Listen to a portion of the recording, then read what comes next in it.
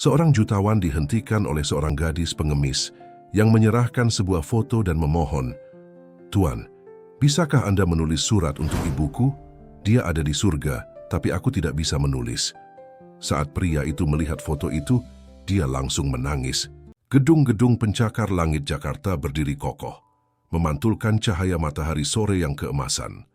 Di antara hiruk-pikuk kota metropolis, Raden Suryawijaya melangkah keluar dari mobilnya yang mewah. Usianya baru 35 tahun, namun sudah menjadi salah satu pengusaha tersukses di Indonesia. Wajahnya yang tampan, namun kaku mencerminkan kehidupannya yang dipenuhi dengan kesibukan tanpa henti. Rapat dengan investor Singapura akan dimulai 15 menit lagi, Pak, ucap Hendra, asisten pribadinya yang selalu setia mendampingi. Raden mengangguk singkat, matanya tidak beralih dari layar ponsel yang menampilkan grafik saham perusahaannya. Pastikan semua dokumen sudah siap, kita tidak boleh kehilangan investor ini. Langkahnya terhenti ketika ia merasakan sesuatu menarik ujung jasnya. Raden menoleh dengan kesal, siap memarahi siapapun yang berani mengganggunya. Namun, amarahnya langsung sirna ketika melihat seorang gadis kecil berdiri di hadapannya. Gadis, itu mungkin berusia sekitar 8 tahun, dengan pakaian lusuh dan rambut hitam panjang yang kusut. Matanya yang besar dan gelap menatap Raden dengan campuran keberanian dan keraguan. Di tangannya yang kecil, ia menggenggam sebuah foto yang sudah usang. "Permisi, Om," suara gadis itu lembut namun jelas. "Bisakah Om menulis surat untuk ibu saya? Ibu ada di surga, tapi saya tidak tahu cara menulis." Raden terdiam, tidak tahu harus bereaksi bagaimana. Ia melirik jam tangannya yang mahal, menyadari bahwa waktunya semakin sempit untuk rapat penting tersebut. Namun ada sesuatu pada mata gadis kecil itu yang membuatnya tidak bisa langsung pergi. "Saya sedang buru-buru, Dik," jawab Raden, suaranya lebih lembut dari biasanya. "Mungkin ada orang lain yang bisa membantumu." Gadis kecil itu menggeleng. "Saya sudah bertanya pada banyak orang, tapi mereka semua terlalu sibuk." Matanya mulai berkaca-kaca. "Ibu sudah menunggu lama sekali untuk surat ini." Hendra berdeham pelan, mengingatkan Raden tentang rapat yang menunggu. Tapi Raden tidak bergerak. Ada sesuatu tentang gadis ini yang menariknya, sesuatu yang tidak bisa ia jelaskan. "Siapa namamu?" tanya Raden akhirnya. "Mayang Sekar," jawab gadis itu. "Dan ibu saya bernama Ratna Kusuma." Nama itu membuat jantung Raden seolah berhenti berdetak. Ratna Kusuma, sebuah nama yang sudah lama tidak ia dengar. Nama yang membawa kembali kenangan yang telah ia kubur dalam-dalam. Dengan tangan gemetar, ia menerima foto yang disodorkan Mayang. Di foto itu, tampak seorang wanita muda yang tersenyum lembut ke arah kamera. Walaupun foto itu sudah memudar, Raden bisa mengenali wajah itu dengan jelas. Ratna Kusuma, teman masa kecilnya, cinta pertamanya, dan orang yang ia tinggalkan demi mengejar kesuksesan. "Pak," rapatnya, Hendra mengingatkan lagi, terlihat semakin gelisah. Raden menghela napas panjang. "Batalkan," katanya tegas, "atur ulang untuk besok." "Tapi, Pak," ku bilang batalkan. Nada suara Raden tidak menyisakan ruang untuk bantahan. Hendra mengangguk cepat dan berjalan menjauh untuk melakukan panggilan. Raden berlutut agar bisa sejajar dengan Mayang. "Ibumu, bagaimana kabarnya?" tanyanya hati-hati walaupun ia sudah tahu jawabannya. "Ibu pergi ke surga 3 bulan lalu," jawab Mayang dengan suara kecil. "Sekarang saya tinggal sendiri di rumah kecil kami di Kampung Melayu." "Sendiri?" tanya Raden tidak percaya. "Bagaimana dengan ayahmu?" Mayang mengangkat bahunya. "Ayah pergi saat saya masih bayi. Ibu bilang dia punya keluarga lain."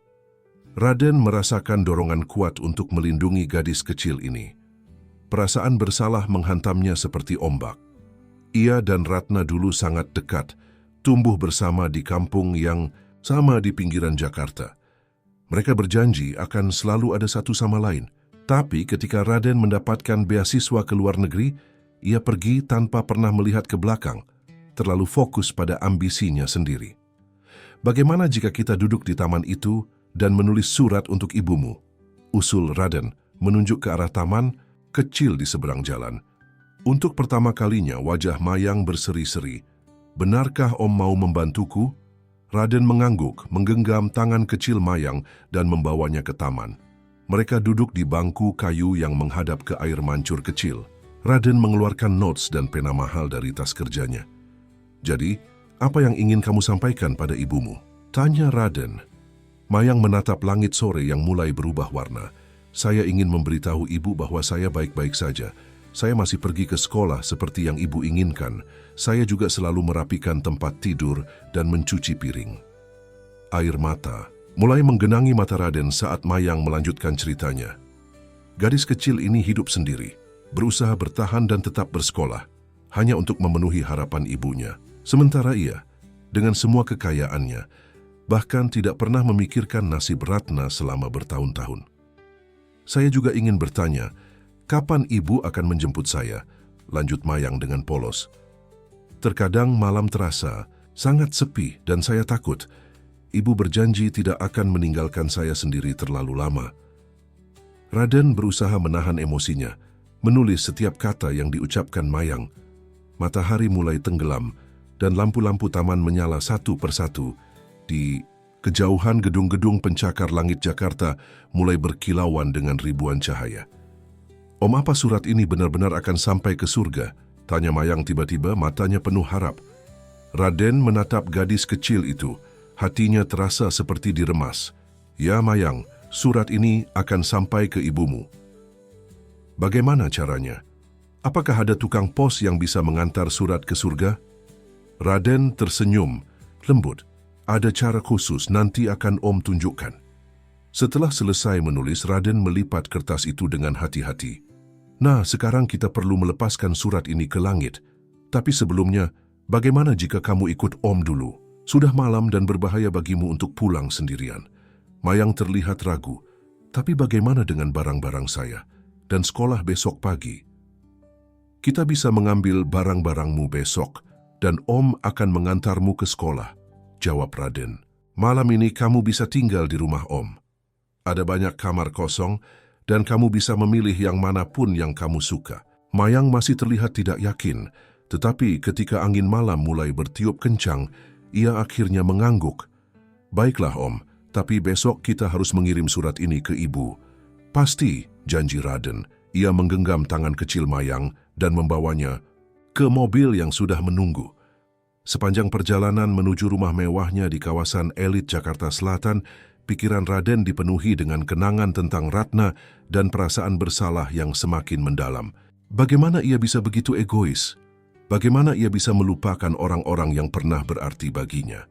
Ketika mobil memasuki gerbang rumahnya yang besar, Raden menatap Mayang yang tertidur lelap di sampingnya.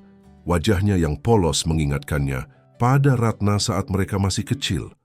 Ia membuat janji dalam hati, mulai sekarang ia akan melakukan segala yang ia bisa untuk menebus kesalahannya. Ia akan memastikan Mayang mendapatkan kehidupan yang layak, kehidupan yang seharusnya bisa ia berikan pada Ratna bertahun-tahun lalu, jika saja ia tidak terlalu sibuk mengejar ambisinya sendiri. Pagi itu, sinar matahari menembus tirai jendela kamar tamu yang megah di rumah Raden. Mayang terbangun, matanya mengerjap kebingungan melihat ruangan asing yang jauh berbeda dari gubuk kecilnya di kampung Melayu. Dinding-dinding putih dengan lukisan mahal, tempat tidur king size dengan spray sutra, dan lantai marmer yang berkilau. Semua ini terasa seperti mimpi bagi gadis kecil itu. "Sudah bangun, Dik?" Seorang wanita parubaya dengan senyum ramah masuk membawa nampan berisi sarapan. "Saya Bu Minarti, pengurus rumah Pak Raden. Pak Raden memerintahkan saya untuk menyiapkan sarapan spesial untukmu." Mayang menatap nampan itu dengan takjub. Telur, mata sapi, roti panggang, sosis, dan segelas susu segar. Sudah lama ia tidak menikmati sarapan selengkap ini. Sejak ibunya sakit, mereka hanya mampu makan nasi dengan sedikit lauk, bahkan terkadang hanya dengan garam. "Terima kasih, Bu," ucap Mayang sopan. Apa Om Raden ada?"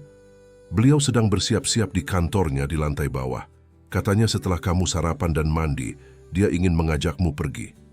Mayang mengangguk, mulai menyantap sarapannya dengan perlahan. Ini semua masih terasa aneh baginya. Kemarin ia hanya bermaksud meminta tolong pada orang yang kelihatannya baik untuk menulis surat kepada ibunya. Ia tidak menyangka akan berakhir di rumah semewah ini. Sementara itu, di ruang kerjanya, Raden duduk menatap foto lama yang ia ambil dari laci meja. Foto itu menunjukkan dirinya dan Ratna saat masa sekolah tersenyum lebar ke arah kamera.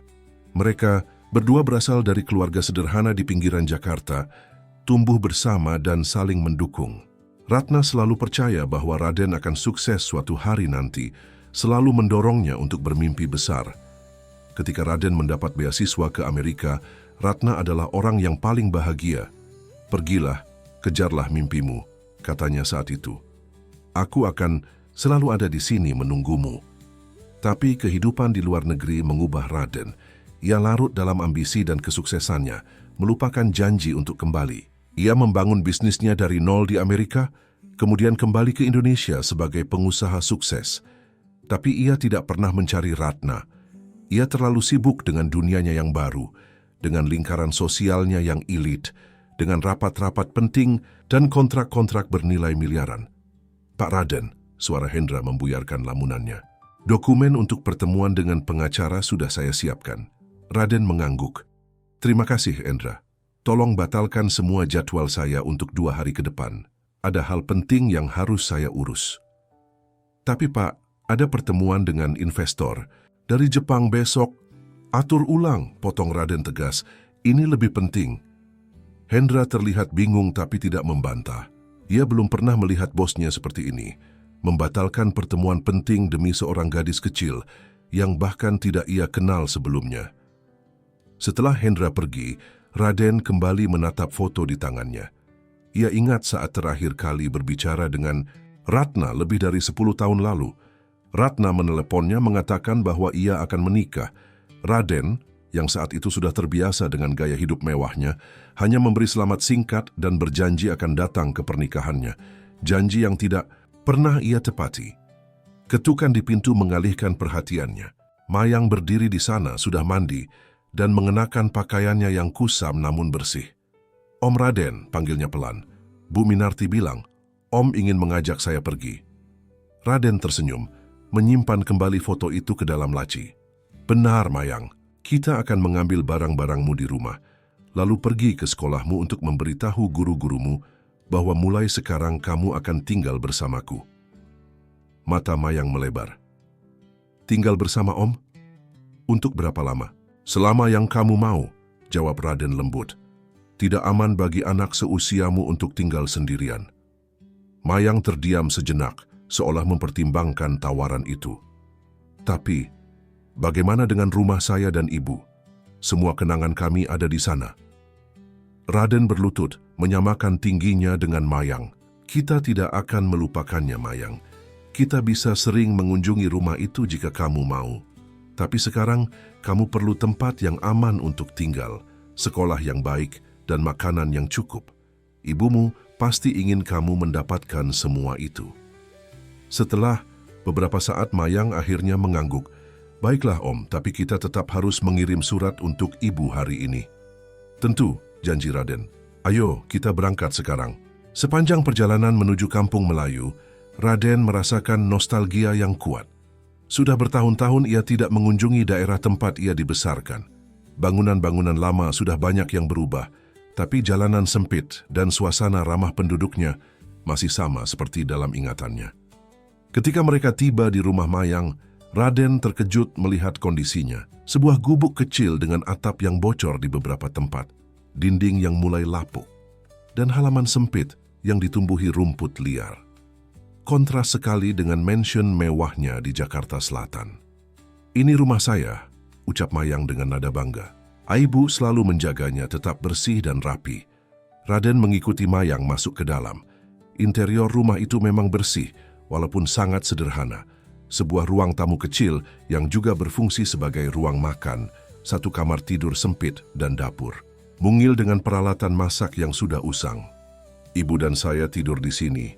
Mayang menunjuk sebuah kasur tipis di lantai kamar. Di dinding tergantung beberapa foto Ratna dan Mayang, serta beberapa gambar hasil karya Mayang di sekolah. Raden mengamati setiap sudut rumah itu, membayangkan kehidupan Ratna selama ini. Bagaimana ia berjuang membesarkan Mayang seorang diri, bekerja keras untuk menyekolahkan putrinya, semua itu sementara Raden hidup bergelimang kemewahan. Om, ini kotak harta karun saya dan ibu. Mayang mengeluarkan sebuah kotak kayu sederhana dari bawah tempat tidur. Ia membukanya, menunjukkan isinya, beberapa surat lama, sebuah kalung sederhana, dan beberapa foto. Raden mengambil salah satu foto. Itu adalah foto dirinya dan Ratna saat kelulusan SMA. Di balik foto itu, tertulis dengan tulisan tangan Ratna, "Untuk Raden, sahabat terbaikku, semoga sukses di Amerika. Jangan lupakan kampung halaman dan orang-orang yang menyayangimu." Tangan Raden gemetar memegang foto itu. "Mayang, apakah ibumu pernah bercerita tentang saya?" Mayang mengangguk antusias. "Tentu, ibu sering bercerita tentang sahabatnya yang pintar dan baik hati yang pergi ke negeri jauh untuk belajar. Ibu bilang suatu hari dia akan kembali, dan ketika itu terjadi, semua akan menjadi lebih baik." Hati Raden seperti dihujam ribuan jarum mendengar kata-kata polos Mayang. Ratna masih menunggunya kembali, masih percaya padanya bahkan setelah ia melupakan janjinya. "Mayang," ucap Raden dengan suara tercekat, "ada yang perlu Om ceritakan padamu. Om adalah Raden yang sering diceritakan ibumu. Om dan ibumu dulu adalah sahabat dekat." Mata Mayang membesar, dipenuhi ketakjuban dan kebingungan. "Om adalah Raden yang ibu tunggu, tapi kenapa Om tidak pernah datang menjenguk kami?" Pertanyaan itu menghantam Raden telak. Bagaimana ia bisa menjelaskan pada anak sekecil Mayang tentang betapa egoisnya ia, tentang bagaimana ia terlalu sibuk dengan kesuksesannya sendiri hingga melupakan janji pada sahabatnya. Om membuat kesalahan besar, Mayang," jawab Raden jujur. "Om terlalu sibuk dengan pekerjaan dan melupakan hal-hal yang sebenarnya penting dalam hidup. Om sangat menyesal tidak pernah kembali untuk menemui ibumu." Mayang menatapnya lama. Matanya yang polos seolah mampu melihat jauh ke dalam jiwa Raden. Kemudian tanpa diduga, gadis kecil itu melangkah maju dan memeluknya. "Tidak apa-apa. Om, ibu selalu bilang bahwa kita harus memaafkan. Dan sekarang Om sudah di sini. Ibu pasti sangat senang di surga."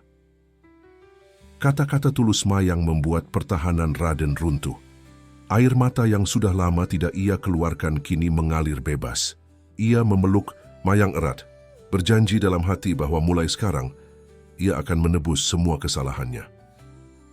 Setelah mengemas barang-barang penting Mayang, mereka berdua keluar dari rumah kecil itu. Sebelum masuk ke mobil, Raden melihat seorang wanita tua sedang menyapu halaman rumah di seberang jalan. "Bu Rahmi," panggil Raden, mengenali tetangga lamanya. Wanita tua itu mendongak, mengamati Raden dengan seksama sebelum matanya melebar dalam keterkejutan. "Ya Allah, Raden teman Ratna, kamu sudah pulang?" "Iya Bu, saya baru tahu tentang Ratna. Saya datang untuk menjemput Mayang." Bu Rahmi menatap Raden dengan campuran kelegaan dan kesedihan. "Syukurlah kamu datang, Nak. Kami semua khawatir tentang Mayang sejak kepergian Ratna. Anak itu terlalu keras kepala untuk menerima bantuan, selalu bilang dia bisa mengurus dirinya sendiri, persis seperti ibunya." Bagaimana Ratna bisa pergi, Bu?" tanya Raden pelan, hati-hati agar Mayang yang sedang memilah mainannya di mobil tidak mendengar. "Sakit, Nak. Sakit yang lama. Dia bekerja terlalu keras, jarang memikirkan dirinya sendiri. Selalu Mayang yang jadi prioritasnya." Bu Rahmi menghela napas. "Dia sering bercerita tentangmu, tahu. Bahkan di hari-hari terakhirnya, dia masih yakin kamu akan kembali suatu hari nanti." Kata-kata itu menambah beban penyesalan di hati Raden, tapi ia bertekad untuk tidak larut dalam kesedihan. Sekarang ada Mayang yang membutuhkan perhatiannya. Minggu-minggu pertama Mayang tinggal di rumah Raden, dipenuhi dengan penyesuaian dan penemuan. Bagi gadis kecil yang terbiasa hidup sederhana, mansion mewah dengan puluhan kamar, kolam renang pribadi, dan taman luas itu bagaikan istana dalam dongeng. Para pelayan yang selalu siap membantu, chef pribadi yang menyiapkan makanan lezat 3 kali sehari, dan supir yang siap mengantarnya kemanapun, semua ini adalah pengalaman baru yang luar biasa. Raden memindahkan Mayang ke sekolah internasional terbaik di Jakarta, membelikannya pakaian dan perlengkapan baru, serta mengatur jadwal les privat untuk membantunya mengejar ketertinggalan akademis. Namun di tengah semua kemewahan itu, Mayang tetap merindukan kehidupan sederhananya bersama sang ibu. Om Raden panggil Mayang suatu malam saat Raden sedang membacakan cerita sebelum tidur rutinitas baru yang mereka jalani. "Apakah kita sudah mengirim surat untuk ibu?" Raden tersenyum lembut. Sehari setelah mereka mengambil barang-barang Mayang dari rumah lamanya, mereka telah membuat ritual kecil di taman belakang. Mereka melipat surat untuk Ratna menjadi pesawat kertas, lalu melepaskannya ke langit sambil membacakan doa. Raden menjelaskan bahwa dengan cara itu surat mereka akan sampai ke surga.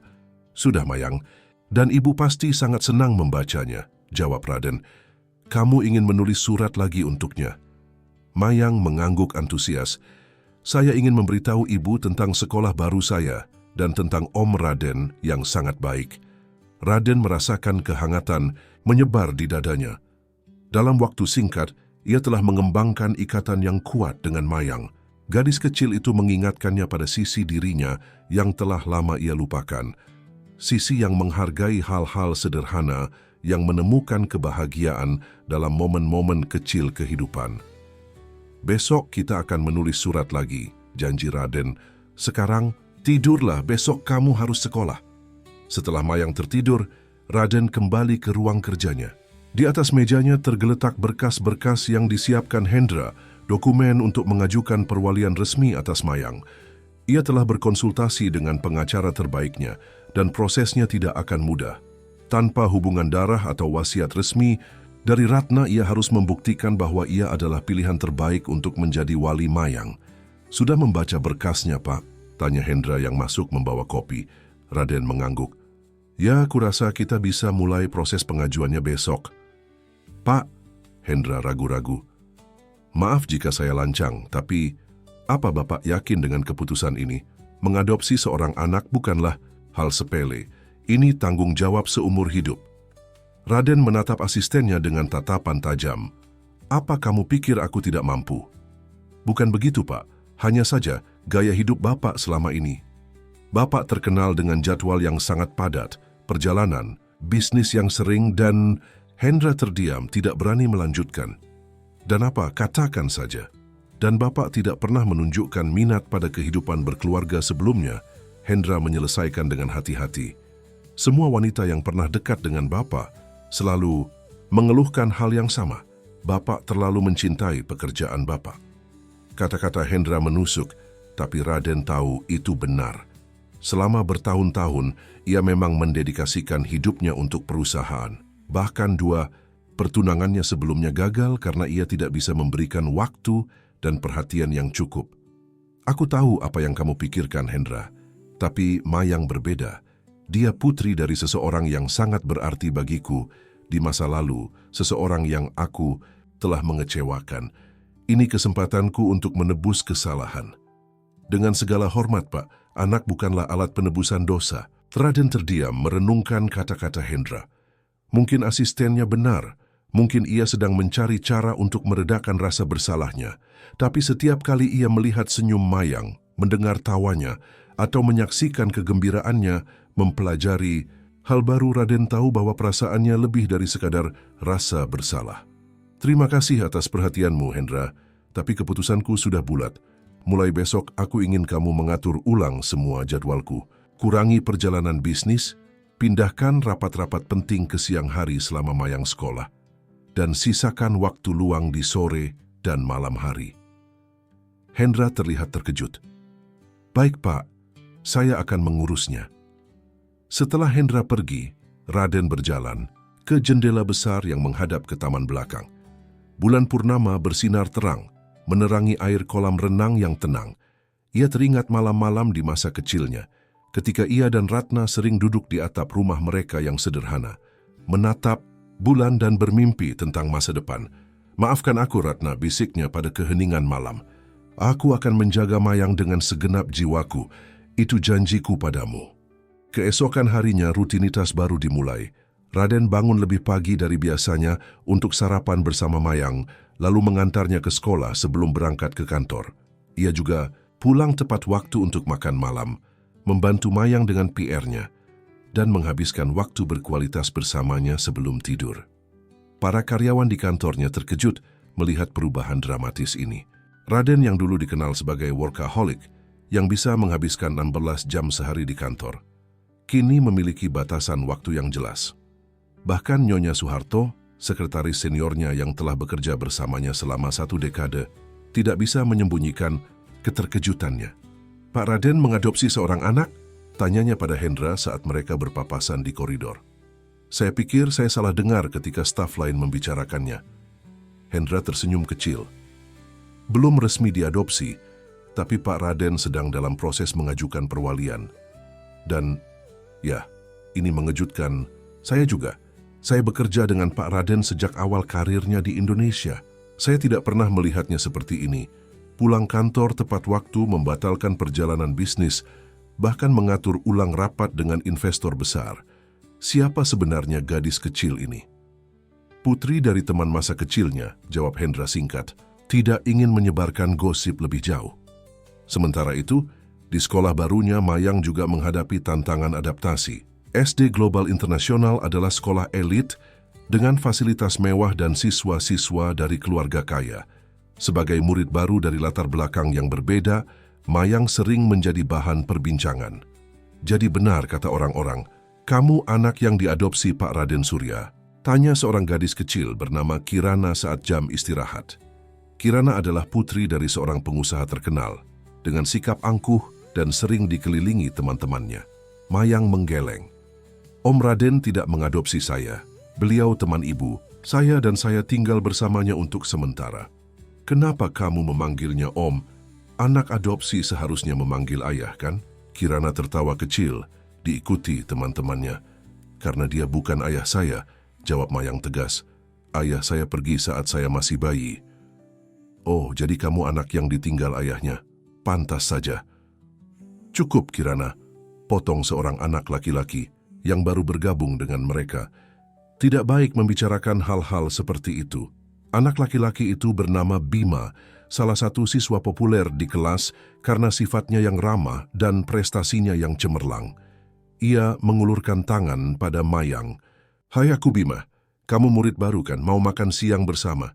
Berkat Bima, Mayang mulai mendapatkan teman di sekolah barunya. Meskipun masih ada anak-anak yang menatapnya dengan penasaran atau berbisik-bisik di belakangnya, Mayang mulai merasa lebih nyaman. Suatu hari, saat Raden menjemputnya, Mayang berlari dengan wajah berseri-seri. "Om Raden, saya mendapat nilai A untuk tugas matematika hari ini." Raden tersenyum lebar, mengangkat Mayang dan memutar-mutarnya di udara. "Wah, hebat sekali. Om sangat bangga padamu." Di pinggir gerbang sekolah, Kirana dan ibunya menyaksikan interaksi itu dengan penasaran. Ibu Kirana, Nyonya Kartika, adalah sosialita terkenal yang selalu mengikuti gosip terbaru kalangan elit Jakarta. "Itu Raden Surya, kan? Dengan gadis kecil yang katanya dia adopsi?" tanya Nyonya Kartika pada putrinya. Kirana mengangguk. "Namanya Mayang, Bu. Dia murid baru di kelasku." Nyonya Kartika mengamati Raden dan Mayang, yang kini berjalan menuju mobil, tangan Mayang dalam genggaman Raden. Aneh sekali. Raden Surya yang terkenal sebagai pebisnis keras dan tidak pernah tertarik pada kehidupan berkeluarga, tiba-tiba mengadopsi seorang gadis kecil. Pasti ada sesuatu di balik semua ini. "Dia bilang dia tidak diadopsi, Bu," katanya Pak Raden. "Adalah teman ibunya." Mata Nyonya Kartika berkilat penuh minat. Oh, teman ibunya, ini semakin menarik. Ia mengeluarkan ponselnya, mencatat informasi ini untuk dibagikan di grup arisan elitnya nanti. Tanpa menyadari bisikan-bisikan dan tatapan penasaran, Raden dan Mayang menikmati sore mereka di taman kota.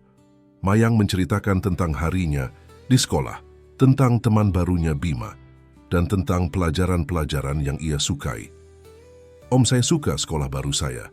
Tapi beberapa anak bertanya, apakah Om adalah ayah saya sekarang?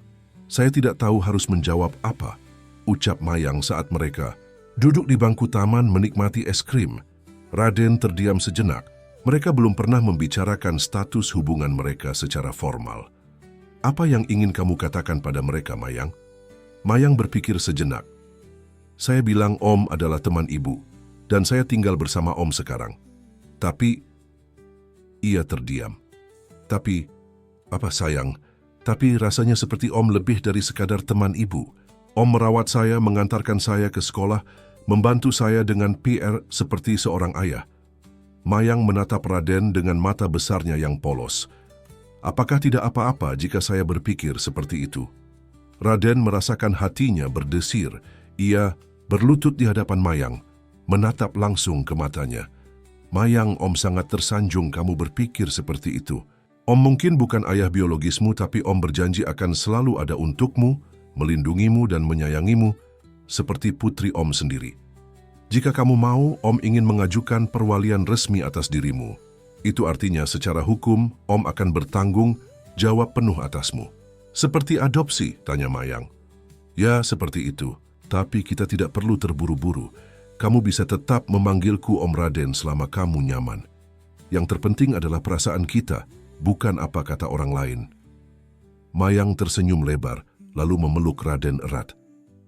Terima kasih, Om. Saya senang tinggal bersama Om. Momen hangat itu terganggu oleh suara dering ponsel Raden. Ia melihat nama di layar. Hendra, maaf Mayang, Om harus menerima telepon ini sebentar, ucap Raden sebelum menjawab. Ya, Hendra. Pak, maaf mengganggu, tapi ada seseorang yang mengaku sebagai ayah biologis Mayang datang ke kantor. Dia mencari Bapak. Darah Raden seolah membeku. Apa? Siapa namanya? Dia memperkenalkan diri sebagai Agus Pratama. Dia membawa beberapa dokumen, termasuk akta kelahiran Mayang yang mencantumkan namanya sebagai ayah. Raden melirik Mayang yang sedang asyik memberi makan burung-burung merpati. Gadis kecil itu terlihat begitu damai, tidak menyadari badai yang akan segera datang menghampiri kehidupan barunya. Raden duduk di ruang tamu rumahnya, tangannya mengepal di atas lutut sementara matanya tidak lepas dari sosok pria di hadapannya. Agus Pratama, pria berusia sekitar 40 tahun dengan penampilan rapi. Namun mata yang licik tersenyum tipis sambil menyesap kopi yang disajikan oleh pelayan. Jadi, Agus memulai pembicaraan. Aku terkejut mendengar putri kecilku tinggal di rumah seorang miliarder. Nasib baik yang luar biasa, bukan? Raden menahan kemarahannya. Putrimu, menurut Mayang, kau meninggalkannya dan Ratna saat dia masih bayi. Agus mengangkat bahu dengan santai. Masa lalu adalah masa lalu. Aku muda dan bodoh saat itu. Tapi sekarang aku siap menjalankan tanggung jawabku sebagai seorang ayah. Setelah 10 tahun, setelah Ratna berjuang sendirian membesarkan Mayang dalam kesulitan, setelah Ratna, Raden tidak sanggup melanjutkan. Pergi, Agus melengkapi, nada suaranya tidak menunjukkan kesedihan sama sekali. Ya, aku baru mengetahuinya beberapa minggu lalu. Aku memutuskan untuk mencari Mayang, dan betapa terkejutnya aku mendengar dia tinggal dengan Raden Surya Wijaya, sang raja properti Indonesia. Hendra yang berdiri di pojok ruangan berdeham pelan. Bagaimana Anda bisa menemukan Mayang, Pak Agus? Tetangga lama, Bu Rahmi yang memberitahuku bahwa Mayang telah dibawa oleh seorang pria kaya. Tidak sulit melacakmu setelah itu. Raden mencatat dalam hati untuk berbicara dengan Bu Rahmi nanti. Apa sebenarnya yang kau inginkan, Agus? Agus tertawa kecil. Apa yang kuinginkan, putriku, tentu saja. Aku punya hak hukum atasnya. Namaku ada di akta kelahirannya. Kau tidak pernah hadir dalam hidupnya selama ini, Raden menekankan, berusaha mengendalikan amarahnya. Mayang bahkan tidak mengenalmu. Itu bisa diperbaiki. Aku yakin Mayang akan senang mengenal ayah kandungnya. Agus meletakkan cangkir kopinya. Dengar, Raden, aku tahu kau bermaksud baik, tapi Mayang adalah anakku. Secara hukum, hak asuhnya jatuh padaku setelah kepergian Ratna. Dan di mana kau selama ini? Ketika Ratna sakit, ketika Mayang membutuhkan seorang ayah? Agus menggelengkan kepala dengan ekspresi yang dibuat-buat. Seperti yang kukatakan, aku tidak tahu. Ratna dan aku, kami berpisah tidak baik. Dia tidak pernah menghubungiku lagi setelah aku pergi. Raden menatap pria di hadapannya dengan jijik. Jelas bahwa kedatangan Agus bukan karena kasih sayang terhadap putrinya. Ada motif lain dan Raden bisa menebaknya. Berapa? Tanya Raden tiba-tiba. Maaf, berapa yang kau inginkan untuk melepaskan hak asuhmu atas Mayang? Agus tersenyum lebar, menunjukkan giginya yang rapi. Langsung ke intinya. Aku suka itu. Ia bersandar di sofa. Tapi sayangnya, aku tidak berniat menjual anakku. Aku benar-benar ingin menjadi bagian dari hidupnya. Dengan kondisi, tentu saja aku memahami bahwa Mayang sudah nyaman tinggal di sini. Aku tidak ingin membuatnya trauma dengan perubahan mendadak. Mungkin kita bisa mencapai semacam kesepakatan. Teras tebing apa? Agus melirik sekeliling ruangan mewah itu dengan tatapan menilai. Aku berpikir mungkin kita bisa berbagi hak asuh. Mayang tetap tinggal di sini bersamamu dan aku berkunjung secara berkala. Tentu saja sebagai ayahnya, aku perlu terlibat dalam pengambilan keputusan penting tentang masa depannya, pendidikannya, kesehatannya, dan keuangannya. Nah, disitulah intinya, pikir Raden. Uang. Kebetulan, lanjut Agus, aku baru saja menemukan dokumen menarik di antara barang-barang Ratna. Sebuah polis asuransi dengan Mayang sebagai penerima manfaat. Tidak besar, hanya sekitar 500 juta rupiah, tapi cukup untuk membuka usaha kecil. Semakin jelas sudah. Agus mencari Mayang bukan karena kasih sayang, tapi untuk mengklaim uang asuransi Ratna. Dan Raden yakin jika Agus mengetahui tentang rencana perwaliannya, pria itu akan meminta lebih. Aku perlu waktu untuk mempertimbangkan proposal ini, kata Raden akhirnya. Dan aku perlu berbicara dengan pengacaraku. Agus berdiri, merapikan jasnya. Tentu, ambil waktu yang kau butuhkan, tapi jangan terlalu lama. Aku bisa saja berubah pikiran dan memutuskan untuk mengambil Mayang sepenuhnya. Secara hukum, itu hakku. Dan secara moral, kau tidak punya hak apapun atas gadis itu, balas Raden tajam. Agus hanya tersenyum miring. Moral tidak berlaku di pengadilan, Pak Raden. Yang berlaku adalah dokumen resmi, dan aku punya semuanya. Ia mengulurkan tangan untuk berjabat, tapi Raden mengabaikannya. Hendra akan mengantarmu keluar, ucap Raden dingin. Setelah Agus pergi, Raden langsung menghubungi pengacaranya, Pak Dharma, yang segera datang 1 jam kemudian. Mayang masih di sekolah, jadi mereka bisa berbicara dengan bebas. Secara hukum, posisi Agus memang kuat, jelas Pak Dharma setelah mendengar situasinya. Sebagai ayah biologis yang namanya tercantum di akta kelahiran, dia memiliki hak asuh otomatis setelah ibu biologis tidak ada. Tapi dia menelantarkan Mayang selama bertahun-tahun, protes Raden. Penelantaran anak memang dapat menjadi dasar untuk pencabutan hak asuh, tapi kita perlu bukti. Kita perlu saksi yang bisa bersaksi bahwa Agus sengaja menelantarkan anaknya, bukan hanya tidak mengetahui kondisi Ratna dan Mayang seperti yang ia klaim. Bu Rahmi, kata Raden, dia tetangga lama Ratna, dia pasti tahu sesuatu. Bagus, kita juga perlu mencari tahu apakah Ratna pernah membuat wasiat atau surat pernyataan tentang hak asuh Mayang. Pak Dharma membuat beberapa catatan. Sementara itu berhati-hatilah dengan Agus. Jangan berikan dia akses ke Mayang tanpa pengawasan. Raden mengangguk. Dan bagaimana dengan perwalian yang sedang aku ajukan? Kita tetap melanjutkannya. Tapi dengan kehadiran ayah biologis yang mengklaim haknya, prosesnya akan jauh lebih rumit. Persiapkan diri untuk kemungkinan persidangan yang panjang.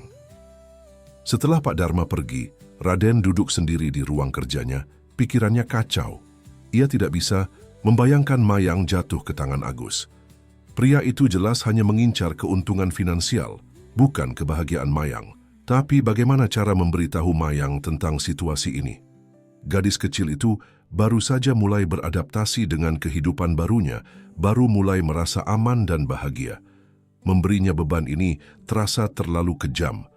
Ketukan di pintu membuyarkan lamunannya. Mayang berdiri di sana, masih mengenakan seragam sekolahnya, wajahnya berseri-seri. Om Raden, lihat apa yang saya buat di kelas seni hari ini. Mayang menunjukkan sebuah lukisan kecil, gambaran 2 orang, satu tinggi dan satu pendek, berdiri di bawah pelangi dengan tulisan keluarga baruku di bagian atas. Hati Raden terasa seperti diremas. Ia memaksakan senyum dan memeluk Mayang erat. Ini indah sekali, sayang, Om sangat menyukainya. Ini untuk dipasang di kamar Om, jelas Mayang. Supaya setiap kali Om bangun pagi, Om akan ingat bahwa saya ada di sini. Raden menelan ludah. menahan air mata yang mengancam akan jatuh. Mayang, ada yang ingin Om bicarakan denganmu. Mereka duduk di sofa kecil di sudut ruangan. Raden berusaha menyusun kata-katanya dengan hati-hati. Mayang, apa ibumu pernah bercerita tentang ayahmu? Mayang mengerutkan dahi, berpikir. Ibu bilang ayah pergi saat saya masih bayi. Dia punya keluarga lain. Apa kamu pernah bertemu dengannya? Atau melihat fotonya? Mayang menggeleng. Tidak, ibu tidak punya fotonya. Ibu bilang ayah tidak suka difoto. Raden menghela napas. Mayang, hari ini seseorang datang mengunjungi Om di kantor. Dia mengaku sebagai ayah kandungmu. Mata Mayang melebar. Ayah saya? Dia mencari saya? Ya, namanya Agus Pratama. Dia mengatakan baru mengetahui bahwa ibumu sudah tidak ada dan dia ingin bertemu denganmu. Mayang terdiam mencerna informasi ini. Apakah dia orang baik? Pertanyaan sederhana itu membuat Raden bimbang. Haruskah ia jujur dan mengatakan bahwa ia mencurigai motif Agus? Atau haruskah ia membiarkan Mayang membentuk pendapatnya sendiri? Om belum mengenalnya dengan baik, jawab Raden diplomatis. Tapi dia ingin bertemu denganmu. Apa kamu mau bertemu dengannya? Mayang menggigit bibirnya, terlihat ragu. Apakah saya harus pergi bersamanya, meninggalkan Om? Tidak sayang, kamu akan tetap tinggal di sini bersama Om selama kamu mau. Om hanya bertanya apakah kamu ingin bertemu dengannya, mengenalnya. Dia adalah ayah kandungmu. Saya tidak tahu, jawab Mayang akhirnya. Apakah dia akan marah jika saya tidak mau bertemu dengannya? Tidak ada yang bisa memaksamu melakukan apa yang tidak kamu inginkan, Mayang. Jika kamu tidak siap bertemu dengannya sekarang, tidak apa-apa. Kita bisa menunggu sampai kamu siap. Mayang mengangguk pelan. Ya, saya ingin berpikir dulu, Om. Tentu sayang, ambil waktu yang kamu butuhkan. Malam itu Raden tidak bisa tidur. Ia memikirkan berbagai skenario, berbagai cara untuk memastikan Mayang tetap bersamanya. Mungkin ia bisa menawarkan jumlah yang lebih besar kepada Agus, tapi jika Agus benar-benar berniat menggunakan kartu ayah biologis untuk mendapatkan keuntungan jangka panjang, tidak ada jumlah uang yang cukup. Keesokan paginya, Hendra datang dengan wajah serius. Pak, saya telah menyelidiki Agus Pratama. Apa yang kau temukan? Dia memiliki catatan kriminal. 2 kali ditangkap karena penipuan, meskipun akhirnya dibebaskan karena kurangnya bukti. Dia juga memiliki hutang judi yang cukup besar. Dan Hendra terlihat ragu. Dan apa? Katakan saja. Dan dia baru saja menikah lagi dengan seorang wanita dari keluarga kaya. Pernikahan ketiga jika catatannya akurat. Informasi ini mengonfirmasi kecurigaan Raden. Agus adalah seorang oportunis. Mungkin ia mengincar asuransi Ratna, tapi kemungkinan besar ia juga melihat Mayang sebagai tiket masuk ke lingkaran Raden Suryawijaya dan kekayaannya. Pak, lanjut Hendra, ada satu hal lagi yang perlu Bapak ketahui. Menurut sumber saya, Agus telah mengajukan klaim untuk asuransi Ratna, tapi ada masalah dengan dokumentasinya. Tanpa bukti bahwa dia memiliki hak asuh atas Mayang, klaim itu ditangguhkan. Sekarang semuanya menjadi jelas. Agus membutuhkan bukti hak asuh atas Mayang untuk mengklaim asuransi. Dan jika ia mengetahui tentang kekayaan Raden, mungkin ia berharap bisa mendapatkan lebih. Terima kasih, Hendra. Ini informasi yang sangat berguna. Apa rencana Bapak selanjutnya? Raden berpikir sejenak. Aku akan bertemu lagi dengan Agus. Kali ini aku yang akan mengajukan proposal. Sementara itu, di sekolahnya Mayang termenung di bangku taman. Pikirannya dipenuhi dengan berita tentang ayah kandungnya yang tiba-tiba muncul. Ia tidak tahu harus merasa senang atau takut. Kenapa murung, Mayang? Tanya Bima yang duduk di sampingnya. Saya baru tahu bahwa ayah kandung saya mencari saya, jawab Mayang pelan. Bukankah itu kabar baik? Kamu selalu bilang tidak pernah bertemu ayahmu. Tapi saya sudah nyaman tinggal bersama Om Raden. Bagaimana jika ayah saya ingin saya tinggal bersamanya? Bagaimana jika dia tidak sebaik Om Raden?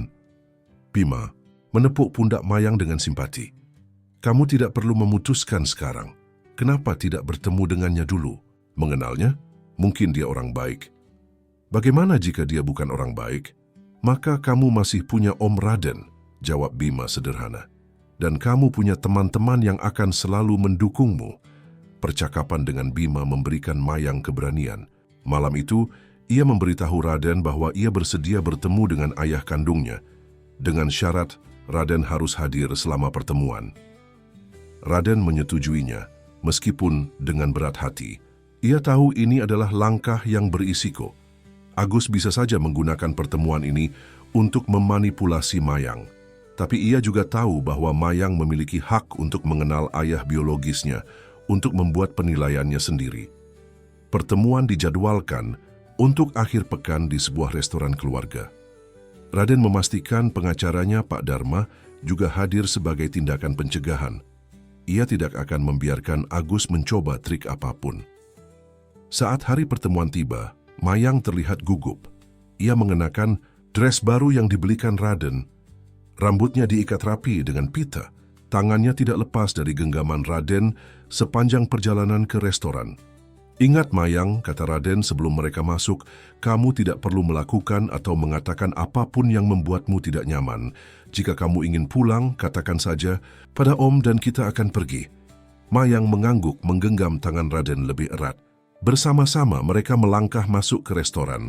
Tidak tahu apa yang menanti mereka di dalam. Restoran keluarga itu cukup ramai di hari Sabtu sore.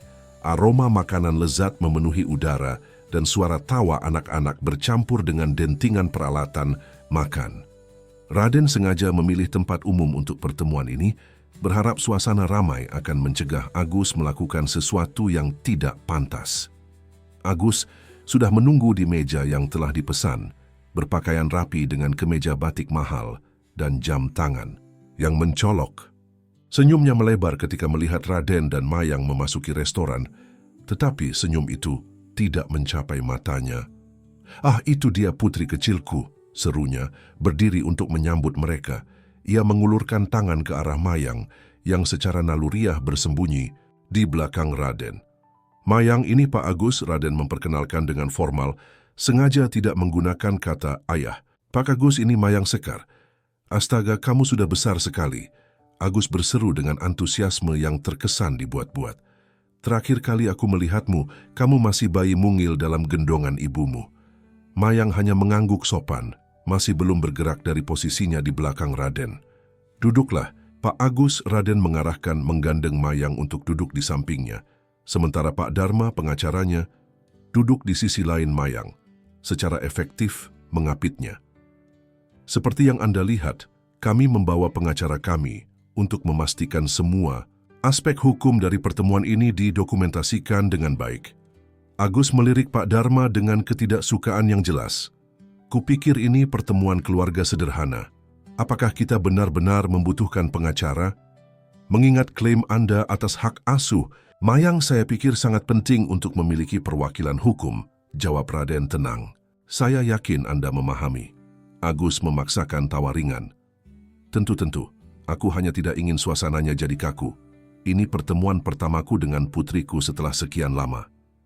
Ia mengalihkan perhatiannya ke Mayang. "Bagaimana kabarmu, Mayang? Kamu pasti senang akhirnya bertemu ayahmu, kan?" Mayang menatap Agus dengan ragu.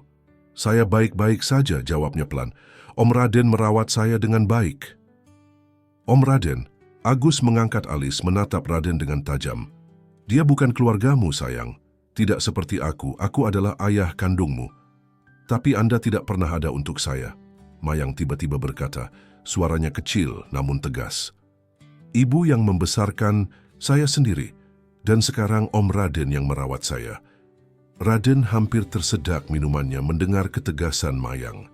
Gadis kecil itu mungkin pemalu, tapi dia memiliki keberanian yang luar biasa. Wajah Agus menegang, tapi ia dengan cepat menutupinya. Dengan senyum, "Aku tahu kamu pasti bingung, sayang. Ibumu mungkin tidak menceritakan seluruh kisahnya. Aku dan ibumu, kami berpisah karena kesalahpahaman. Aku selalu ingin menemuimu, tapi ibumu tidak mengizinkan." "Itu tidak benar," Mayang menggeleng, tegas. "Ibu selalu bilang bahwa ayah pergi karena punya keluarga lain. Ibu tidak pernah melarang ayah untuk bertemu saya. Agus terlihat terkejut, jelas tidak menyangka gadis kecil itu akan membantahnya. Well, itu versi ibumu. Ada dua sisi dalam setiap cerita, Mayang. Saya percaya ibu, kata Mayang sederhana. Ibu tidak pernah berbohong pada saya. Raden menyembunyikan senyumnya di balik gelas air. Mayang mungkin masih kecil tapi dia sangat cerdas dan intuitif. Dia bisa merasakan ketidaktulusan Agus. Baiklah, mari kita bicara tentang masa depan, bukan masa lalu. Agus mengalihkan topik. Mayang, ayah sangat ingin kamu tinggal bersamaku. Aku punya rumah bagus di Bandung dengan halaman luas untuk bermain. Kamu akan suka di sana. Saya sudah punya rumah, jawab Mayang tegas. Saya tinggal dengan Om Raden sekarang. Tapi aku ayahmu. Secara hukum, kamu seharusnya tinggal bersamaku. Pak Dharma berdeham. Pak Agus, saya harus mengingatkan bahwa hukum juga mempertimbangkan kepentingan terbaik anak. Mayang sudah nyaman dengan situasinya sekarang, dan memaksakan perubahan mendadak bisa berdampak negatif pada kesejahteraan psikologisnya. Aku tidak berbicara denganmu, Agus menatap Pak Dharma dengan dingin. Aku berbicara dengan putriku, yang juga klien saya, balas Pak Dharma tenang. Sebagai pengacara yang ditunjuk oleh wali sementaranya, Pak Raden, saya berkewajiban untuk memastikan kepentingan Mayang terlindungi dalam setiap diskusi. Mayang menatap Pak Dharma dengan takjub, lalu ke arah Raden dengan pandangan berterima kasih. Untuk pertama kalinya ia benar-benar merasa dilindungi. Jadi seperti ini, Agus mendengus. Kalian semua bersekongkol melawanku, memisahkan aku dari putriku sendiri. Tidak ada yang memisahkan siapapun, Pak Agus. Raden menjawab dengan tenang. Kami hanya memastikan bahwa Mayang merasa aman dan nyaman. Jika Anda benar-benar peduli padanya, bukankah itu juga prioritas Anda? Sebelum Agus bisa menjawab, pelayan datang membawa menu. Mereka memesan makanan dalam keheningan yang canggung. Mayang memilih pasta, makanan favoritnya yang baru ia temukan sejak tinggal bersama Raden. Jadi, Agus memulai lagi setelah pelayan pergi. Bagaimana sekolahmu, Mayang? Aku dengar kamu pindah ke sekolah internasional yang mahal. SD Global International, Mayang mengangguk. Saya suka di sana. Saya punya teman baru bernama Bima. Sekolah mahal. Tidak heran Raden mampu membiayainya. Agus melirik Raden dengan tatapan menilai. Tapi jika kamu tinggal bersamaku, aku bisa mendaftarkanmu ke sekolah yang sama bagusnya di Bandung. Dengan uang asuransi ibu, tanya Mayang tiba-tiba. Ruangan seolah membeku. Raden, Pak Dharma, dan Agus semua menatap Mayang dengan terkejut. Apa maksudmu sayang? Tanya Agus, suaranya mendadak tegang. Ibu pernah bercerita bahwa dia punya asuransi untuk biaya sekolah saya. Ibu bilang uangnya tidak banyak tapi cukup untuk sekolah sampai SMA. Mayang menatap Agus dengan mata polosnya. Apakah itu yang Om Agus inginkan? Uang asuransi ibu? Wajah Agus memucat lalu memerah. Tentu saja tidak. Bagaimana kamu bisa berpikir seperti itu tentang ayahmu sendiri? Karena Om Agus tidak pernah peduli pada saya sebelumnya. Lalu tiba-tiba muncul setelah ibu pergi saat ada uang asuransi. Mayang mengangkat bahu. Ibu selalu mengajari saya untuk berpikir kritis. Raden hampir tersedak minumannya untuk kedua kalinya. Ratna pasti telah melakukan pekerjaan luar biasa dalam membesarkan Mayang. Gadis kecil ini jauh lebih dewasa dan cerdas dari usianya. Ini konyol, Agus berdiri, menatap Raden dengan marah. Kau yang mengajarinya untuk berbicara seperti ini padaku, bukan? Apa yang kau katakan tentangku padanya? Saya tidak pernah mengatakan hal buruk tentang Anda, Pak Agus, jawab Raden tenang. Faktanya saya hampir tidak menyebut nama Anda sama sekali. Mayang membentuk pendapatnya sendiri. Aku tidak percaya ini. Agus menggelengkan kepala. Lihat apa yang kau lakukan, Raden. Kau mencuci otak putriku untuk melawanku. Tidak ada yang mencuci otak saya. Mayang berdiri juga, suaranya lebih tegas dari sebelumnya. Saya hanya tidak suka orang yang berbohong. Ibu selalu bilang kejujuran itu penting. Agus menatap Mayang dengan tatapan dingin yang membuat gadis itu mundur sedikit. Kau masih anak kecil. Kau tidak mengerti dunia orang dewasa. Mungkin tidak. Mayang mengakui. Tapi saya tahu kapan seseorang tulus dan kapan tidak. Om Raden tulus ingin merawat saya. Om Agus tidak. Cukup! Agus menggebrak meja membuat beberapa pengunjung restoran menoleh ke arah mereka. Aku akan membawamu pulang bersamaku, mau kau suka atau tidak. Aku ayahmu, dan secara hukum aku berhak atasmu. Pak Dharma berdiri, wajahnya serius. Pak Agus, saya sarankan Anda menenangkan diri. Ancaman dan sikap agresif seperti ini bisa dicatat sebagai bukti dalam persidangan hak asuh. Persidangan? Agus tertawa pahit. Tidak akan ada persidangan. Hakku sebagai ayah biologis sudah jelas. Tidak ada hakim yang akan memberikan hak asuh pada orang asing seperti dia. Ia menunjuk Raden daripada pada ayah kandung. Hukum tidak. Sesederhana itu, Pak Agus. Pak Dharma menjelaskan dengan sabar. Pengadilan selalu mengutamakan kepentingan terbaik anak. Dan dalam kasus seperti ini, di mana ada bukti penelantaran dari pihak ayah biologis. Penelantaran? Aku tidak menelantarkan siapapun, Ratna yang tidak pernah memberitahuku tentang kondisinya. Benarkah? Raden akhirnya angkat bicara. Karena, menurut Bu Rahmi, tetangga Ratna, dia pernah mencoba menghubungimu beberapa kali ketika Ratna sakit parah, tapi kau tidak pernah membalas pesannya, apalagi datang menjenguk. Agus terdiam, jelas tidak menyangka Raden memiliki informasi ini. Dan sekarang, lanjut Raden, kau tiba-tiba muncul tepat ketika ada uang asuransi yang bisa diklaim. Kebetulan yang aneh, bukan? Ini tidak seperti yang kau pikirkan. Agus mencoba membela diri. Aku benar-benar ingin menjadi bagian dari hidup Mayang. Lalu kenapa Anda baru datang sekarang? Tanya Pak Dharma.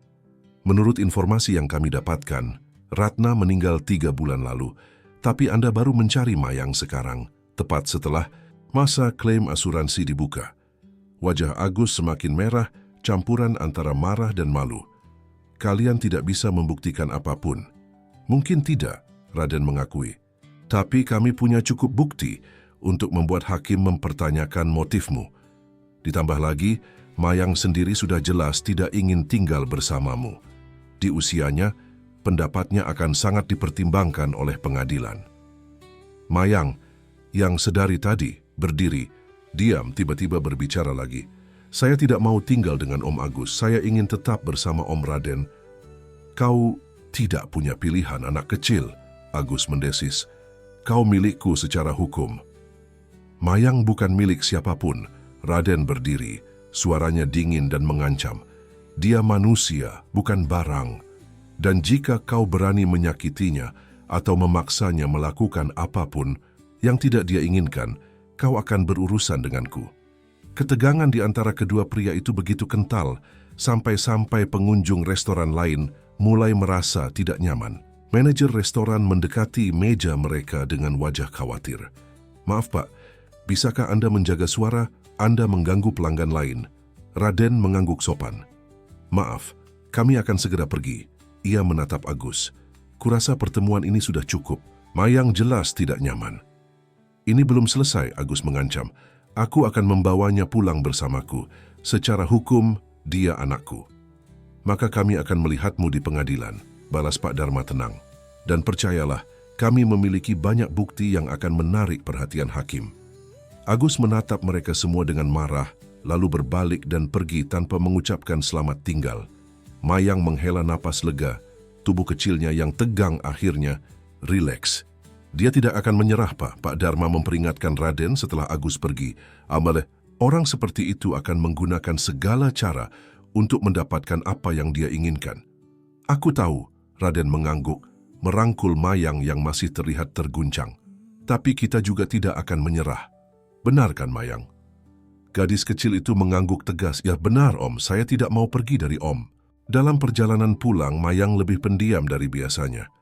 Raden bisa merasakan bahwa pertemuan tadi telah meninggalkan kesan mendalam padanya. Kamu baik-baik saja, sayang? Tanya Raden lembut. Apakah dia benar-benar ayah saya, Om? Tanya. Mayang pelan. Dia tidak terasa seperti ayah. Raden menghela napas. Secara biologis ya dia ayahmu. Tapi menjadi ayah lebih dari sekadar hubungan darah. Mayang. Menjadi ayah berarti hadir, melindungi dan mencintai tanpa syarat. Dan dari apa yang kita tahu, Pak Agus tidak pernah melakukan semua itu untukmu. Saya tidak menyukainya, Mayang mengakui. Dia menakutkan. Om mengerti, dan Om berjanji, Om akan melakukan segalanya untuk memastikan kamu tetap aman dan bahagia. Apakah dia bisa mengambil saya dari Om? Secara hukum, seperti yang dia katakan? Raden menatap Mayang dengan serius. Ada kemungkinan itu, Mayang. Hukum memang sering berpihak pada orang tua biologis, tapi kami akan berjuang. Pak Dharma adalah pengacara yang sangat baik, dan kita punya banyak bukti bahwa tinggal bersamaku adalah yang terbaik untukmu. Dan saya bisa memberitahu hakim bahwa saya ingin tinggal dengan Om? Tentu, pendapatmu sangat penting, terutama karena kamu sudah cukup besar untuk mengekspresikan keinginanmu sendiri. Mayang mengangguk, terlihat sedikit lebih tenang. Saya akan memberitahu hakim bahwa Om Raden lebih seperti ayah bagi saya daripada ayah kandung saya sendiri. Kata-kata itu membuat hati Raden terasa hangat. Meskipun ia tahu perjalanan hukum yang mereka hadapi tidak akan mudah, mendengar Mayang memiliki keyakinan yang sama kuat, seperti dirinya memberikan harapan baru. Sesampainya di rumah, Raden menemukan Bu Minarti sedang gelisah menunggu di ruang tamu, wajahnya pucat dan tegang. "Ada apa, Bu Minarti?" tanya Raden, khawatir melihat ekspresi pengurus rumahnya. "Pak, ada yang mendobrak ruang kerja Bapak. Semua laci diobrak-abrik. Sepertinya ada yang dicari." Raden dan Pak Dharma bertukar pandang penuh arti. Mereka langsung tahu siapa pelakunya. "Mayang, pergilah ke kamarmu dulu," perintah Raden lembut. "Bu Minarti akan menemanimu." Setelah Mayang pergi, Raden dan Pak Dharma bergegas ke ruang kerja. Seperti yang dikatakan Bu Minarti, ruangan itu berantakan. Laci-laci terbuka, dokumen berserakan di lantai, dan kunci lemari arsip tampak rusak karena dipaksa. "Dia mencari bukti," gumam Pak Dharma. "Atau mungkin dokumen perwalian yang sedang kita ajukan." Raden mengangguk. "Beruntung semua dokumen penting sudah kusimpan di brankas kantor." Ia memeriksa komputer mejanya. "Dan sepertinya dia tidak berhasil masuk ke sistemku." "Ini serius, Pak Raden," Pak Dharma mengingatkan. "Perilaku Agus semakin agresif. Kita perlu waspada. Mungkin sebaiknya Anda meningkatkan keamanan rumah dan selalu memastikan Mayang diawasi." "Aku akan mengurusnya," Raden menyetujui. "Tidak akan kubiarkan dia menyakiti Mayang." Malam itu, Raden duduk di tepi tempat tidur Mayang, mengamati gadis kecil itu tertidur. Wajahnya yang damai tidak menunjukkan kekhawatiran yang ia rasakan saat terjaga. Raden mengelus rambutnya dengan lembut, bertekad dalam hati untuk melindunginya apapun yang terjadi. "Aku berjanji, Ratna," bisiknya pada keheningan malam, seolah berbicara pada sahabat lamanya di surga. "Aku akan menjaga putrimu dengan nyawaku sendiri. Kali ini aku tidak akan mengecewakanmu." Ruang sidang pengadilan Jakarta Selatan terasa dingin dan formal. Dinding-dinding bercat putih bersih, lambang Garuda Pancasila tergantung megah di belakang meja hakim, dan suasana khidmat yang menegangkan menyelimuti seluruh ruangan. Di satu sisi ruangan, Raden duduk tegak dalam setelan jasnya yang sempurna, didampingi Pak Dharma dan tim pengacara lainnya. Di sisi berlawanan, Agus Pratama dengan pengacara yang ia sewa, seorang pria bertubuh besar dengan wajah keras. Di tengah-tengah persidangan ini adalah Mayang, gadis kecil yang nasibnya sedang dipertaruhkan. Ia duduk di ruang terpisah bersama seorang petugas pengadilan, menunggu gilirannya untuk memberikan kesaksian. Sidang lanjutan perkara hak asuh atas anak bernama Mayang Sekar Pratama dibuka. Hakim Dewantara, pria paruh baya dengan wajah bijaksana, mengumumkan sambil mengetuk palu. Ini adalah sidang ketiga dalam proses yang melelahkan. 2 sidang sebelumnya dipenuhi dengan presentasi bukti dan kesaksian dari berbagai pihak. Bu Rahmi, tetangga lama Ratna, telah memberikan kesaksian yang kuat tentang bagaimana Agus tidak pernah hadir dalam kehidupan Mayang. Bahkan ketika Ratna sakit parah, beberapa guru dari sekolah lama Mayang juga bersaksi tentang bagaimana gadis itu selalu datang sendiri, tanpa pendampingan orang tua laki-laki. Agus di sisi lain membawa beberapa saksi yang mengklaim bahwa Ratna sengaja menjauhkan Mayang darinya dan bahwa ia selalu berusaha untuk terlibat dalam hidup putrinya. Kesaksian mereka Terdengar dilatih dan tidak meyakinkan, tapi pengacara Agus sangat pintar memutar fakta. Yang mulia, pengacara Agus memulai, klien saya adalah ayah biologis, Mayang, yang namanya tercantum secara resmi di akta kelahiran. Menurut hukum yang berlaku, hak asuh otomatis jatuh padanya setelah ibu biologis meninggal. Raden Suryawijaya, meski memiliki niat baik, tidak memiliki hubungan darah atau hukum dengan anak tersebut. Pengajuan perwaliannya seharusnya ditolak demi menjunjung tinggi ikatan keluarga yang diakui negara. Pak Dharma berdiri dengan tenang. Yang mulia, memang benar Pak Agus adalah ayah biologis Mayang. Namun status biologis saja tidak cukup untuk menentukan hak asuh. Pengadilan harus mengutamakan kepentingan terbaik anak. Bukti-bukti yang telah kami ajukan dengan jelas menunjukkan bahwa Pak Agus telah menelantarkan Mayang dan ibunya selama lebih dari 10 tahun. Ia tidak pernah memberikan dukungan finansial, emosional, atau bentuk dukungan lainnya. Kehadirannya yang tiba-tiba sekarang, tepat setelah ada klaim asuransi yang bisa diajukan, sangat mencurigakan. Hakim Dewantara mengangguk, mencatat dengan seksama. Saya ingin mendengar langsung dari anak yang bersangkutan. Petugas, tolong bawa Mayang Sekar ke ruangan. Semua mata tertuju pada pintu ketika Mayang masuk, didampingi petugas pengadilan wanita. Gadis kecil itu mengenakan dres sederhana berwarna biru muda, rambutnya diikat rapi, dan wajahnya terlihat tegang namun berusaha tegar. Matanya langsung mencari Raden, dan senyum kecil muncul di wajahnya ketika ia melihat pria itu mengangguk menyemangati. Mayang, Hakim Dewantara berbicara dengan lembut, kamu tidak perlu takut. Kami hanya ingin mendengar pendapatmu. Tidak ada jawaban benar atau salah di sini. Mayang mengangguk, duduk di kursi khusus yang telah disediakan. Mayang, bisa kamu ceritakan tentang hidupmu bersama ibumu sebelum beliau meninggal? Mayang menarik napas dalam. Ibu dan saya tinggal berdua di rumah kecil di kampung Melayu. Ibu bekerja sebagai penjahit, kadang sampai larut malam. Tapi dia selalu menyempatkan waktu untuk membacakan cerita sebelum saya tidur.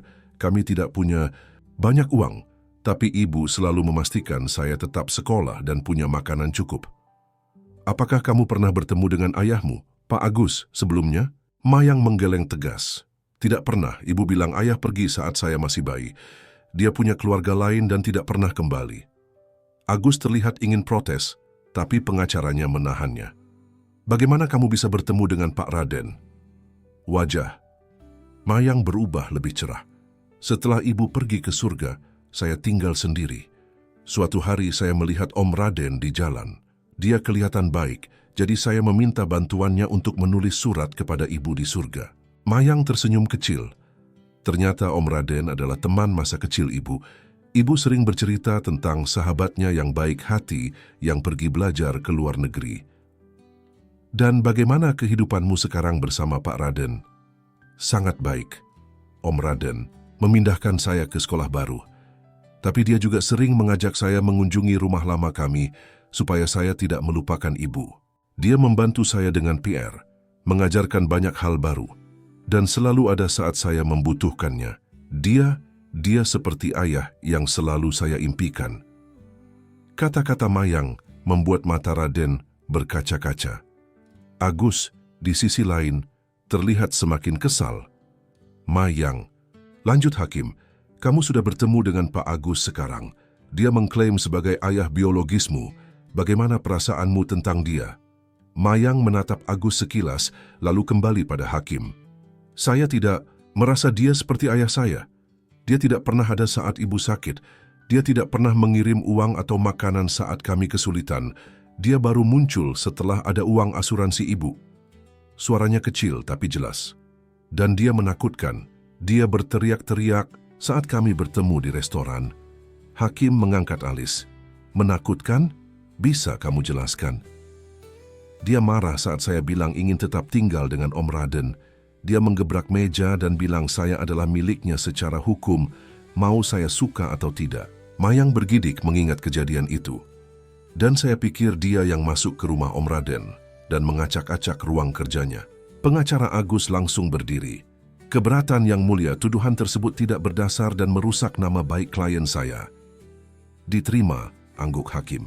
Mayang, kita hanya membicarakan apa yang kamu tahu dengan pasti, bukan dugaan. Mayang mengangguk. Patuh. Maaf, Yang Mulia. Tidak apa-apa. Hakim tersenyum menenangkan. Satu pertanyaan terakhir. Jika kamu diberi pilihan, dengan siapa kamu ingin tinggal? Tanpa ragu, Mayang menjawab, dengan Om Raden. Dia membuat saya merasa aman dan dicintai. Dia menghormati kenangan tentang ibu. Dan dia tidak pernah memaksa saya melakukan apapun yang tidak saya inginkan. Terima kasih, Mayang. Kamu boleh kembali ke ruang tunggu sekarang. Setelah Mayang keluar, persidangan dilanjutkan dengan argumen penutup dari kedua belah pihak. Pengacara Agus menekankan kembali tentang ikatan darah dan hak legal orang tua biologis. Pak Dharma, dengan tenang dan tegas, menyoroti kesejahteraan Mayang sebagai prioritas utama, dibuktikan dengan perkembangan positifnya sejak tinggal bersama. Raden, Yang Mulia, Pak Dharma mengakhiri, kami tidak meminta pengadilan untuk menghapus status Pak Agus sebagai ayah biologis Mayang. Kami hanya meminta agar hak asuh diberikan kepada pihak yang telah terbukti mampu dan bersedia memberikan lingkungan yang stabil, aman, dan penuh kasih sayang bagi Mayang. Dan pihak itu adalah klien saya, Raden Surya Wijaya. Hakim Dewantara mengangguk. Sidang ditunda. Saya akan mempertimbangkan semua bukti dan kesaksian yang telah diajukan. Keputusan akan diumumkan minggu depan.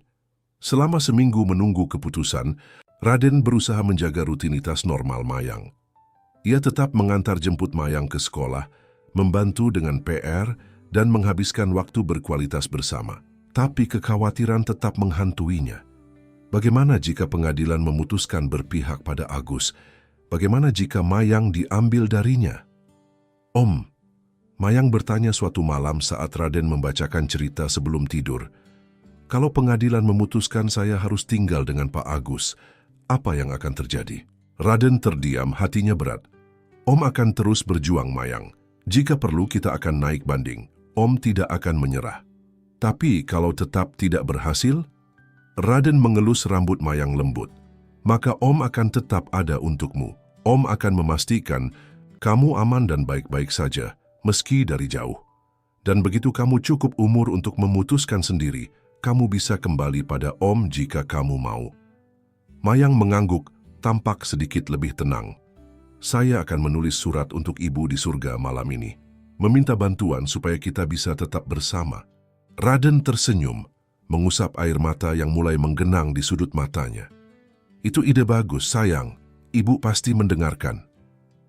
Hari keputusan akhirnya tiba. Ruang sidang lebih penuh dari sebelumnya.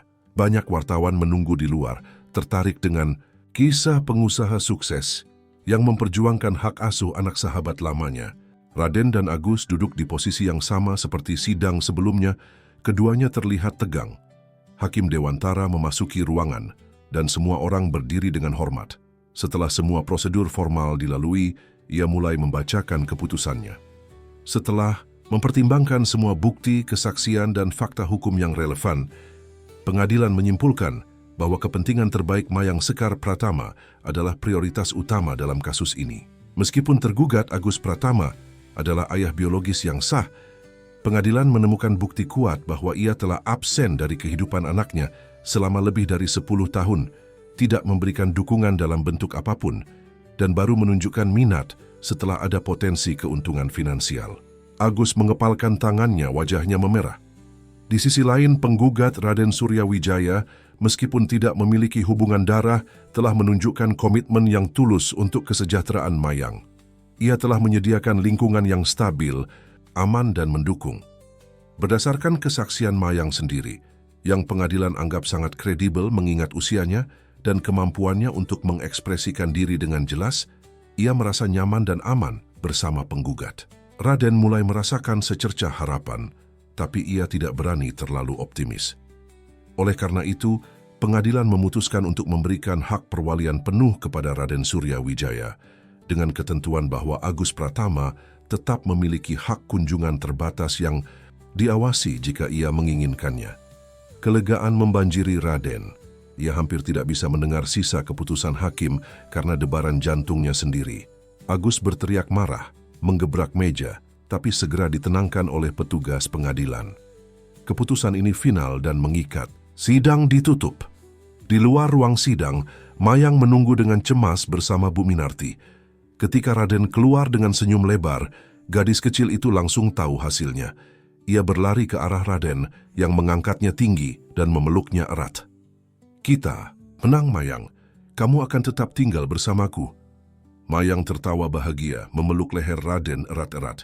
"Terima kasih, Om. Terima kasih sudah berjuang untuk saya."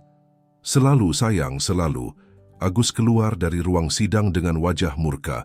Ia menatap Raden dan Mayang dengan kebencian. "Ini belum berakhir, Raden. Aku akan terus berjuang untuk hakku." "Selamat mencoba," Pak Dharma tersenyum tipis. "Tapi perlu kuingatkan, jika kau terus mengganggu kehidupan Mayang dan Pak Raden, kami memiliki cukup bukti untuk mengajukan perintah penjauhan. Dan jika kau berani melanggarnya, konsekuensinya bisa sangat serius." Agus menatap mereka semua dengan marah, tapi akhirnya pergi tanpa berkata apa-apa lagi. Raden tahu ini mungkin bukan akhir dari Agus, tapi untuk saat ini mereka aman. Mayang tetap bersamanya, dan itu yang terpenting. 3 bulan berlalu sejak keputusan pengadilan. Kehidupan Raden dan Mayang kembali normal, atau lebih tepatnya, menemukan normalitas baru yang lebih baik. Raden secara resmi mengadopsi Mayang, memberikan namanya pada gadis kecil itu, meskipun Mayang bersikeras tetap menggunakan nama belakang ibunya. Raden juga membuat perubahan besar dalam hidupnya. Ia mendelegasikan lebih banyak tanggung jawab perusahaan, mengurangi jam kerjanya, dan bahkan menolak beberapa proyek besar yang akan memakan terlalu banyak waktunya. Prioritasnya sekarang jelas, Mayang. Suatu hari mereka mengunjungi rumah lama Ratna di Kampung Melayu. Raden telah merenovasi rumah itu, memperbaiki atap yang bocor dan dinding yang lapuk, tapi menjaga strukturnya tetap sama. Ia berencana untuk menyewakannya dengan harga murah kepada keluarga yang membutuhkan, tapi tetap mempertahankan kepemilikannya untuk Mayang kelak. Saat mereka membersihkan beberapa barang lama di lemari, Mayang menemukan sebuah kotak kayu kecil yang belum pernah ia lihat sebelumnya. Di dalamnya terdapat surat-surat lama, beberapa foto dan sebuah buku harian. "Om, lihat ini," panggil Mayang, membuka buku harian itu. "Ini tulisan ibu." Raden duduk di samping Mayang, membaca bersama. Buku harian itu berisi catatan Ratna selama tahun-tahun terakhir hidupnya. Ada banyak cerita tentang Mayang, perkembangannya, prestasinya di sekolah, tingkah lucunya. Tapi ada juga banyak tulisan tentang Raden. "Aku masih sering menceritakan tentang Raden pada Mayang, tentang sahabatku yang baik hati, yang suatu hari akan kembali. Mungkin naif, tapi aku selalu percaya dia akan menepati janjinya, meski terlambat. Dan jika suatu hari aku tidak ada lagi untuk Mayang, aku berharap Raden yang akan menjaganya. Dia akan menjadi ayah yang jauh lebih baik daripada Agus pernah bisa." Air mata mengalir di pipi Raden. Ratna tidak pernah berhenti mempercayainya, bahkan setelah ia mengecewakannya bertahun-tahun. Dan sekarang, ia akhirnya menepati janji itu, menjaga putri Ratna seperti putrinya sendiri. "Ibu selalu percaya pada Om," ucap Mayang pelan, menggenggam tangan Raden. "Dan saya juga percaya." Raden memeluk Mayang erat. "Terima kasih, Mayang. Terima kasih sudah memberi Om kesempatan untuk menebus kesalahan Om." "Om tidak perlu menebus apapun," Mayang tersenyum. "Ibu bilang dalam hidupnya tidak ada yang namanya terlambat. Yang penting adalah kita akhirnya bersama sekarang." Mereka melanjutkan membaca buku harian itu sampai halaman terakhir, yang bertanggal beberapa hari sebelum kepergian Ratna. Di sana, dengan tulisan tangan yang lemah, Ratna menulis pesan terakhirnya. "Untuk Mayang, putri kecilku yang kuat. Ibu mungkin tidak bisa menemanimu tumbuh besar, tapi ingatlah bahwa ibu akan selalu mengawasimu dari surga. Dan untuk Raden, jika suatu hari kamu membaca ini, terima kasih telah kembali. Aku selalu tahu kamu akan menepati janjimu." Raden menutup buku itu dengan lembut, hatinya penuh dengan campuran kesedihan dan kedamaian. Ratna telah memaafkannya, bahkan sebelum ia meminta maaf. Dan sekarang, melalui Mayang, ia memiliki kesempatan kedua untuk menjadi orang yang lebih baik. "Ayo kita tulis surat untuk ibu," usul Raden. memberitahunya bahwa kita baik-baik saja dan bahwa kita akan selalu bersama. Mayang mengangguk antusias. Mereka duduk di teras rumah, menulis surat panjang bersama. Ketika selesai, mereka melipatnya menjadi pesawat kertas dan melepaskannya ke langit sore yang cerah. Sampai jumpa di surga suatu hari nanti, Ibu, bisik Mayang, melambaikan tangan pada pesawat kertas yang terbang semakin tinggi di bawah angin ke arah matahari, terbenam. Raden merangkul Mayang menatap ke langit bersama gadis kecil yang telah mengubah hidupnya. Dulu ia berpikir kebahagiaan berarti kesuksesan bisnis, kekayaan, dan status sosial. Sekarang ia tahu bahwa kebahagiaan sejati adalah menemukan keluarga, bahkan jika keluarga itu datang dengan cara yang paling tidak terduga. Terima kasih, Ratna, bisiknya dalam hati. Terima kasih telah mempercayakan Mayang padaku. Aku berjanji akan menjaganya dengan segenap jiwa ragaku. Matahari terbenam di horizon Jakarta, menandai akhir dari satu hari dan janji akan hari esok yang lebih baik. Bagi Raden dan Mayang, ini bukan akhir cerita tapi awal dari perjalanan baru mereka. Sebagai keluarga, sebuah perjalanan yang dimulai dengan sebuah surat sederhana untuk surga. Para pendengar yang terhormat, kami berharap kisah Raden dan Mayang telah menyentuh hati Anda. Untuk melanjutkan perjalanan emosional ini, kami telah menyiapkan playlist khusus dengan cerita-cerita yang sama menariknya. Temukan playlist tersebut dengan mengklik di sebelah kiri Anda. Jika Anda menyukai cerita ini, jangan lupa untuk berlangganan kanal kami dan memberikan suka pada video ini.